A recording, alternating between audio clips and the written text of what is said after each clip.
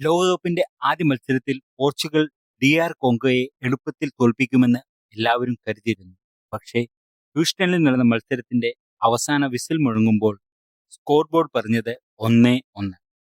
ലോകകപ്പിൽ 52 വർഷങ്ങൾക്ക് ശേഷം എത്തിയ DR കോങ്കോ ചരിത്രപരമായ ഒരു പോയിന്റ് സ്വന്തമാക്കി. എന്നാൽ ഈ സമനിലയുടെ യഥാർത്ഥ കാരണം എന്താണ്? എല്ലാ പണ്ഡിറ്റുകളും, എക്സ് പ്ലേയേഴ്സും, മീഡിയ പേഴ്സൺസും എല്ലാവരും ക്രിസ്ത്യാനോയുടെ പ്രകടനത്തെക്കുറിച്ച് പറയുകയും ക്രിസ്ത്യാനോ കാരണമാണ് പോർച്ചുഗൽ ഈ കളി സമനിലയിൽ ആക്കി തീർത്തത്, അല്ലെങ്കിൽ പോർച്ചുഗലിന് വിജയിക്കാൻ പറ്റാതിരുന്നത് എന്ന് പറയുന്നു. അതോ റോബർട്ടോ മാർട്ടിനസിന്റെ ടെക്നിക്കൽ പിഴവുകളാണോ ഈ കളി ഇങ്ങനെ ഒരു സമനിലയിൽ എത്താൻ കാരണമായത് എന്ന് നമുക്കിവിടെ വിശദമായി പരിശോധിക്കാം. മത്സരത്തിന്റെ 6-ാം മിനിറ്റിൽ തന്നെ ജാവോ നെവസ് പോർച്ചുഗലിന് ലീഡ് സമ്മാനിച്ചു. പെട്രോ നെറ്റോയുടെ മികച്ച അസിസ്റ്റിൽ നിന്ന് വന്ന ഗോൾ. ആദ്യ 15 മിനിറ്റിൽ പോർച്ചുഗൽ പന്ത് കൈവശം വെച്ച് കോങ്കോയെ പൂർണ്ണമായി സമ്മർദ്ദത്തിലാക്കുന്നതാണ് നമ്മൾ കണ്ടത്. ഈ സമയത്ത് തോന്നിയത് മറ്റൊരു വലിയ വിജയം വരാനിരിക്കുന്നു എന്ന്. പക്ഷേ ഗോൾ നേടിയതിനു ശേഷം പോർച്ചുഗൽ ആക്രമണം തുടർന്നില്ല. പന്ത് കൈവശം വെച്ചെങ്കിലും മുന്നേറ്റങ്ങൾക്ക് ആവശ്യമായ വേഗതയും തീക്ഷ്ണതയും കാണാനായില്ല. ഏറ്റവും അത്ഭുതപ്പെടുത്തുന്ന കണക്ക് എന്താണെന്ന് വെച്ചാൽ, പോർച്ചുഗലിന് 75% പൊസിഷൻ ഉണ്ടായിട്ടും ടു ദ ഗോൾ വെറും 0.65% മാത്രമായിരുന്നു. 29 തവണ അവർ എതിർ ടീമിൻ്റെ ബോക്സിൽ ടച്ച് ചെയ്തിട്ടുണ്ടും പക്ഷേ അവിടുന്ന് ഒരു ഹാർഡായ ഷോട്ടോ ഒരു ഡയറക്റ്റ് ഷോട്ടോ അവർക്ക് എടുക്കാൻ പറ്റിയില്ല. അതായത് പ്രശ്നം പന്ത് കൈവശം വെക്കുന്നതല്ല, അത് ഡേഞ്ചറസായ ചാൻസസിലേക്ക് കൺവേർട്ട് ചെയ്യാൻ പോർച്ചുഗലിന് ഇന്നലെ കഴിഞ്ഞില്ല എന്നുള്ളതാണ് പ്രധാന റീസൺ. കോങ്കോയുടെ കോച്ച് സെബാസ്റ്റ്യൻ ഡിസാബ്രെ മത്സരത്തിന് മുമ്പ് പറഞ്ഞിരുന്നു, ഞങ്ങൾക്ക് ഭയമില്ലാതെ കളിക്കാൻ പറ്റും. അത് വാക്കുകളിൽ മാത്രമല്ലായിരുന്നു. കോങ്കോ വളരെ കൃത്യമായ ഒരു മിഡ് ബ്ലോക്ക് ഡിഫൻസീവ് സിസ്റ്റം ഉപയോഗിച്ചു. പോർച്ചുഗലിൻ്റെ മിഡ്ഫീൽഡിനെ അവർ അടിച്ചുപൂട്ടി.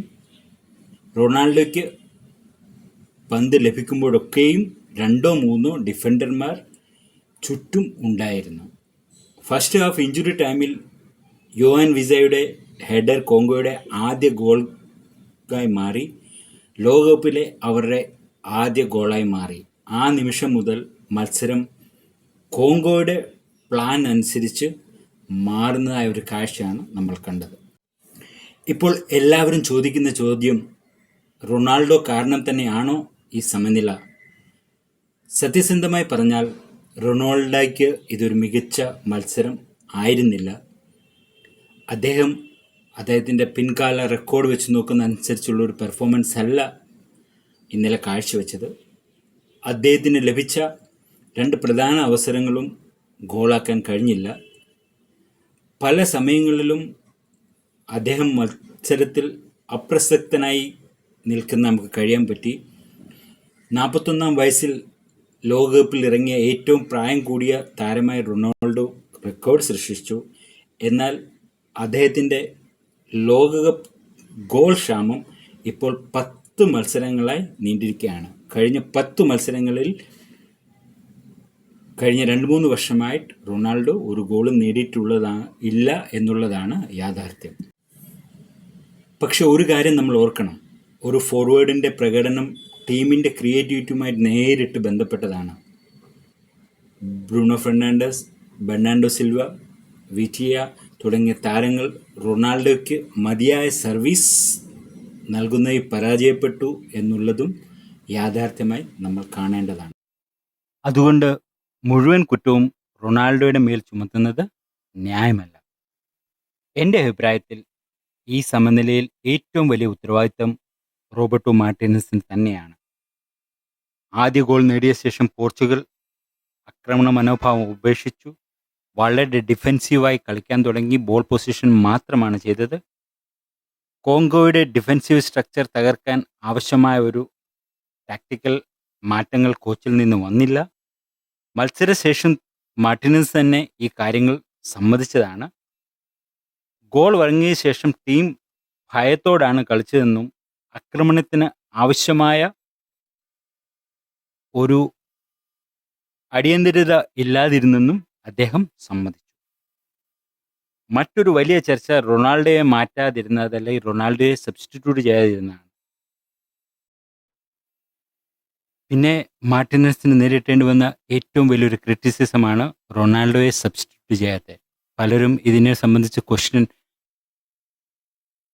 മാർട്ടിനസിനോട് ചോദിച്ചുവെങ്കിലും അദ്ദേഹം അതിനെ ജസ്റ്റിഫൈ ചെയ്യാനാണ് നോക്കിയത്. റൊണാൾഡോയെ മുഴുവൻ സമയം കളിപ്പിച്ചതും ഇതിന് ഒരു നെഗറ്റീവായിട്ടുള്ള കാര്യമാണ്.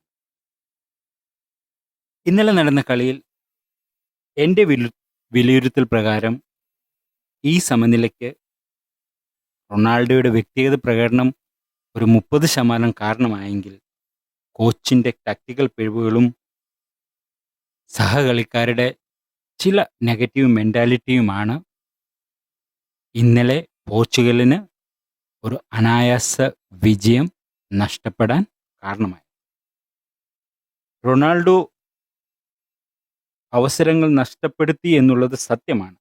പക്ഷേ 75% പൊസിഷൻ കൈവച്ച് ഒരു ലോകോത്തര ടീം വ്യക്തമായ അവസരങ്ങൾ സൃഷ്ടിക്കാൻ പരാജയപ്പെട്ടു എന്നുള്ളത് ഒരു സിസ്റ്റത്തിൻ്റെ പ്രശ്നം തന്നെയാണ്.